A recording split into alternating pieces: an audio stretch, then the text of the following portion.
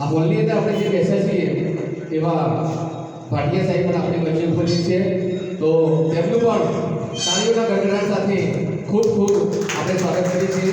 સાહેબ આપણે જે સહયોગ આપ્યો છે એ અવિસ્મરણીય છે, ઐતિહાસિક છે અને આ કાર્યક્રમ પણ આપણો ઐતિહાસિક છે.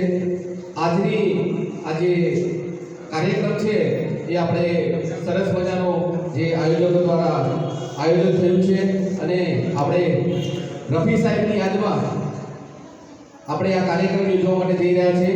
આગળ ખૂબ સારા સંગીતના સમ્રાટોને આપણે આજે સાંભળવાના છીએ અને મારા હૃદય સમ્રાટ એવા તમામ આયોજકોનો હું ખૂબ ખૂબ આભારી છું કે આજના તબક્કે હિંમતનગરની અંદર આ કાર્યક્રમ યોજવા માટે જઈ રહ્યો છે.